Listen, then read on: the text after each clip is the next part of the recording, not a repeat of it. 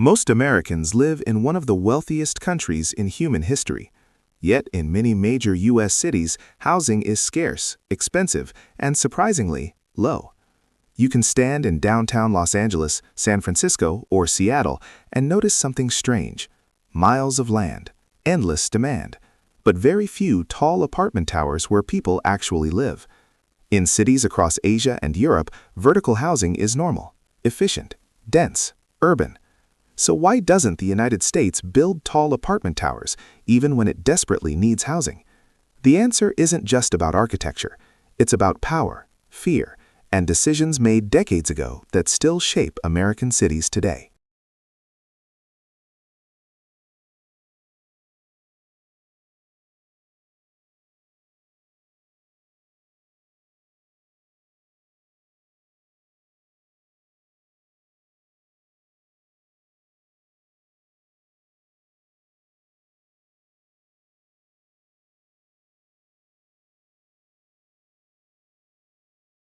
The illusion of the American skyline. From a distance, American cities look vertical. Glass towers rise above downtown cores. Skylines appear modern, dense, and impressive. Postcards and drone footage reinforce the idea that American cities build upward. But once you zoom out, a different reality appears. Those towers are rarely where people live. In most U.S. cities, downtown high-rises are primarily offices, hotels, or corporate headquarters. They house workers during the day, not residents at night. After business hours, many downtown areas grow quiet. Restaurants close, streets empty, lights turn off floor by floor. Meanwhile, the majority of Americans live far from these skylines, in low-rise neighborhoods that stretch endlessly in every direction. Detached houses, small apartment blocks, parking lots, wide roads. This creates a uniquely American pattern. Cities that look dense from afar, but function as sprawling regions in daily life. Urban height exists, but residential height does not. And that distinction matters. Because when cities don't build upward for housing, they must expand outward instead. More land, more roads, more infrastructure, longer commutes. The skyline becomes a symbol, not a solution.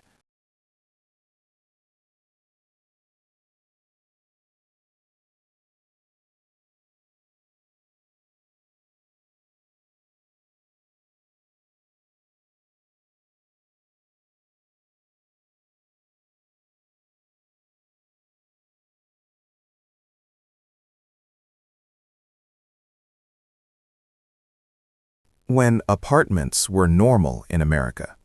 This wasn't always the case. In the early 20th century, apartment living was not unusual in American cities. In fact, it was often desirable. Cities like New York, Chicago, and Boston built mid-rise and early high-rise apartment buildings for middle-class families. These were not luxury towers. They were practical, urban homes. Pre-war apartment buildings emphasized light, ventilation, and walkability. They were often located near streetcars, shops, and workplaces. Density was not seen as a problem. It was simply how cities worked. In New York, residential towers began appearing as early as the 1910s. Chicago experimented with vertical living near transit corridors. Even smaller cities embraced multifamily buildings as a normal part of urban life. Apartments were not associated with failure or instability.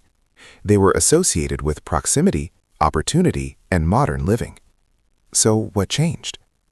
The shift did not begin with architecture. It began with policy.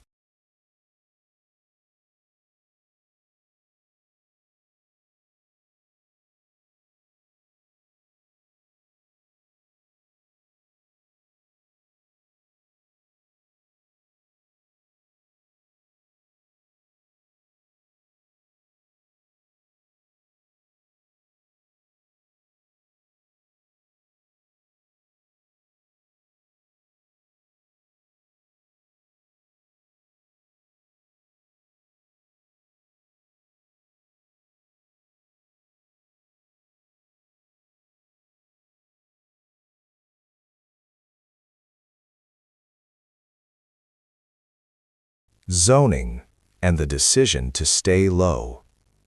In the 1920s, American cities began adopting zoning laws. At first, zoning was presented as a technical solution. It promised order, predictability, protection from industrial pollution. But zoning quickly became something else. Cities started separating uses: housing in one area, offices in another, industry somewhere else entirely. Height limits were introduced. Density was capped. Most importantly, large portions of urban land were reserved exclusively for single-family homes. This was not an accident. Single-family zoning made it illegal to build apartments on vast amounts of city land. Even small apartment buildings became prohibited in many neighborhoods. Over time, this transformed the urban fabric. Apartments were pushed into limited zones. Towers became politically controversial. Height itself became suspicious. Zoning did not simply regulate cities, it redesigned them. By the mid-20th century, many American cities had locked themselves into a low-rise future, not because tall buildings were impossible, but because they were no longer permitted. And once those rules were in place, changing them became extremely difficult.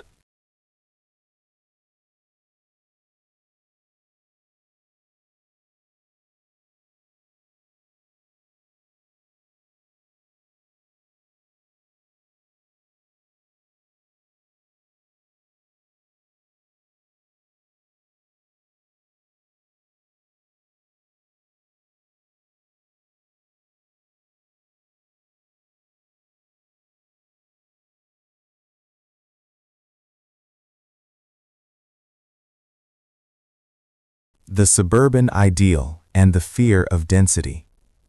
By the mid-20th century, American cities were no longer guided primarily by efficiency. They were guided by an ideal. The suburban ideal promised space, privacy, and separation. A private yard, a personal driveway, distance from noise, crowds, and uncertainty. After World War II, this vision became deeply embedded in American culture. Federal housing programs encouraged homeownership. Highways made long-distance commuting normal. Single-family homes became symbols of success and stability. At the same time, density began to acquire a negative meaning. Apartments were increasingly associated with crowding, with transience, with a loss of control over one's surroundings. Tall residential buildings were no longer seen as practical solutions. They were seen as disruptions. To many homeowners, density meant strangers, new neighbors, different incomes, lifestyles, and priorities. Zoning meetings reflected these anxieties. Residents argued that apartment towers would change neighborhood character, that traffic would increase, that schools would be overwhelmed, that property values would suffer. Whether these fears were accurate mattered less than how strongly they were felt. Over time, political systems responded to the loudest and most consistent voices, and those voices overwhelmingly belonged to homeowners, not renters. Density became controversial not because it failed cities, but because it challenged existing power structures. Building upward meant sharing space, and sharing space meant sharing influence.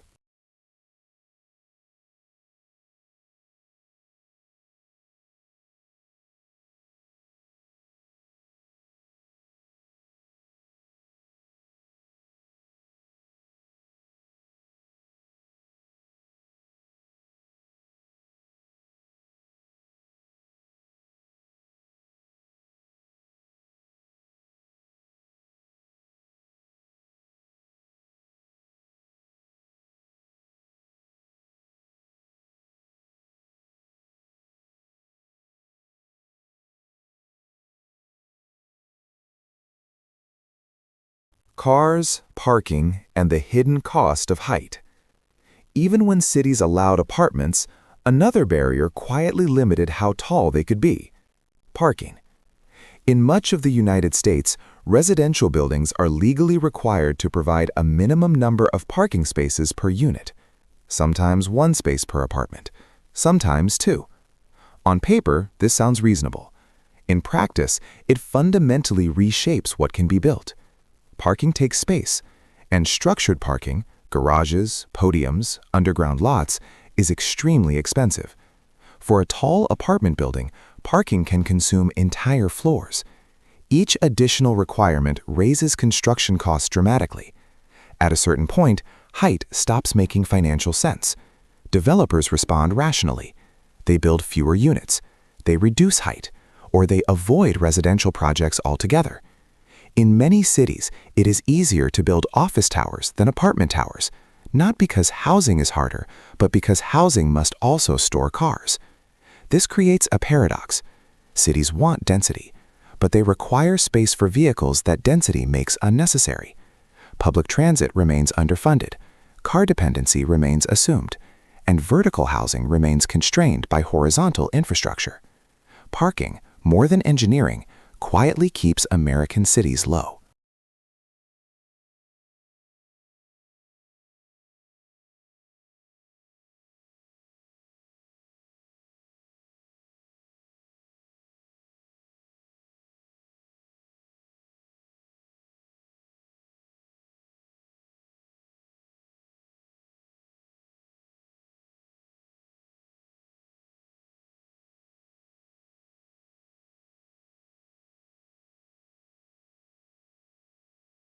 Real estate economics and who benefits from low height.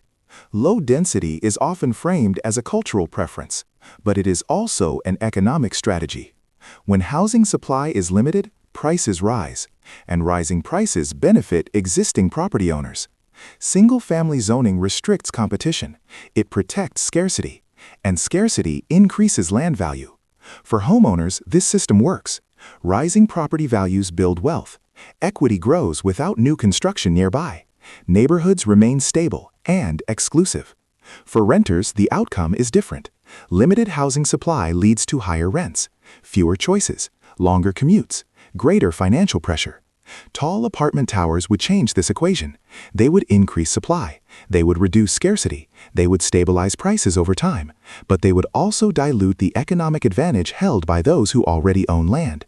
As a result, housing policy often reflects preservation more than expansion, not because cities lack land, not because towers are unfeasible, but because the benefits of low height are unevenly distributed and politically protected.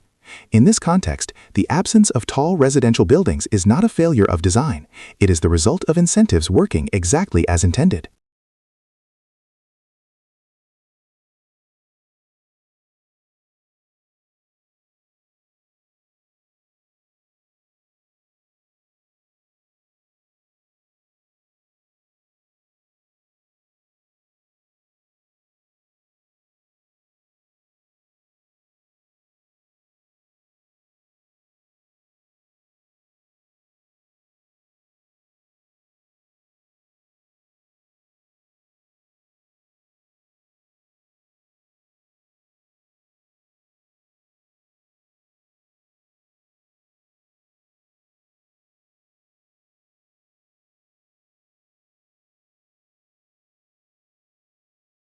Why other countries build up. To understand why American cities remain low, it helps to look elsewhere. In many parts of the world, housing is treated as essential infrastructure, not just a financial asset. In East Asia, tall residential towers are common and expected. Cities like Seoul, Singapore, and Hong Kong build upward, not as a last resort, but as a baseline. Density supports public transit. Transit supports walkability. And vertical living is normalized across income levels. In much of Europe, density has deep historical roots. Cities grew before automobiles dominated urban design. Mid-rise apartment buildings define everyday life in Paris, Barcelona, and Vienna. These cities are not dense by accident, they are dense by design. In contrast, the United States developed during the age of the automobile. Land appeared abundant, expansion felt limitless. Instead of concentrating growth, cities spread outward. Instead of sharing walls, households were encouraged to separate. This divergence shaped expectations. In many countries, apartments are homes. In the US, they are often seen as temporary. The difference is not technological, it is philosophical.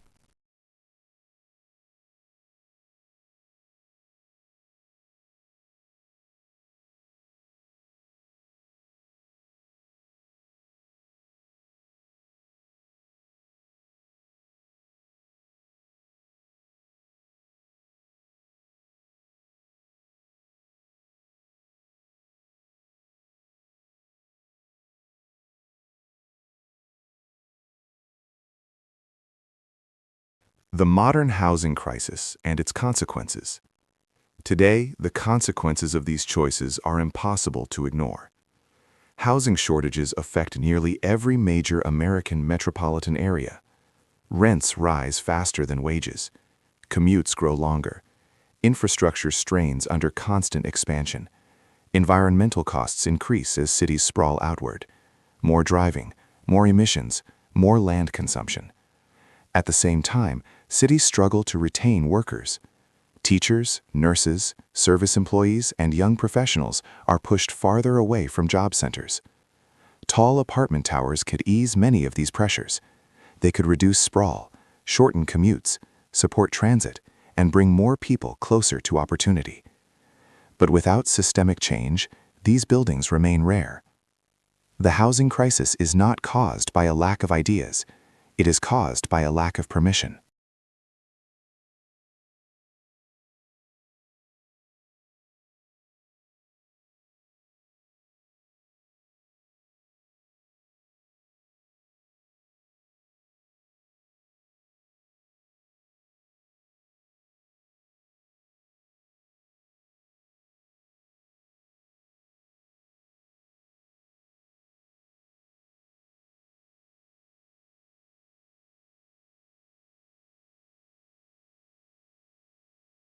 What American cities are really afraid of.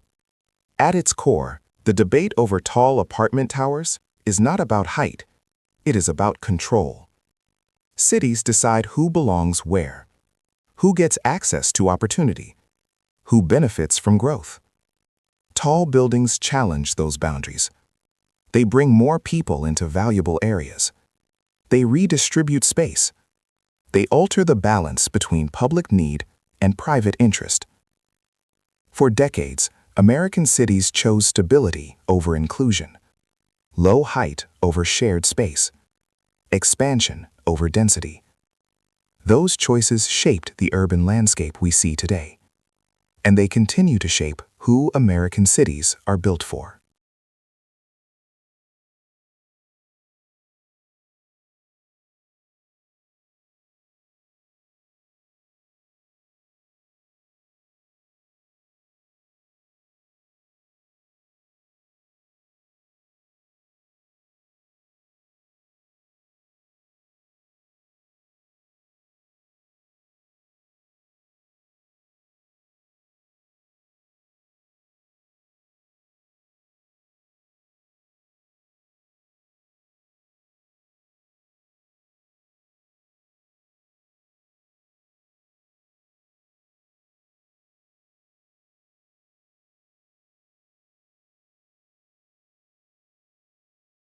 When people ask why U.S. cities don't build tall apartment towers, the answer is rarely technical. The engineering exists, the demand is obvious, the money is there. What's missing is consensus about who cities are for. Tall buildings change neighborhoods, they change who can live there, and they challenge decades of decisions designed to keep cities low, spread out, and exclusive. So the question isn't whether American cities can build upward, it's whether they're willing to reconsider the values that shaped them in the first place. This topic tends to divide planners, homeowners, and renters, and every city experiences it differently.